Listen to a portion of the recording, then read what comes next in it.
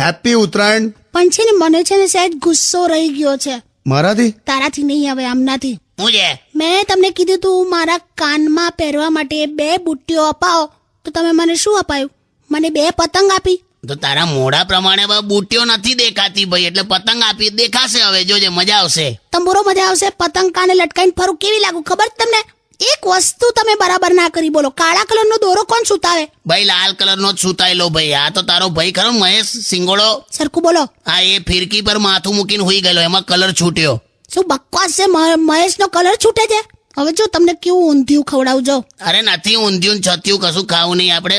મેં તો ગભરાઈ ગયો છું તારાથી, ખબર? શું કાકા, એમાં ગભરાવાનું શું યાર? એટલે આને મેં ગઈકાલે એવું કીધું મારે કંઈક એકદમ આમ લાઇટ ખાવું છે, આમ હલકું ફૂલકું, અને થોડુંક કંઈક સ્પાઇસી ખાવું છે. તો આને ટીશ્યુ પેપર પર અથાણું ચોપડીને મને આલી દીધું. હલકું સ્પાઇસી બંને આવી ગયું ને. હા ભાઈ, હવે તો ચાલો તો જય શ્રી કૃષ્ણ.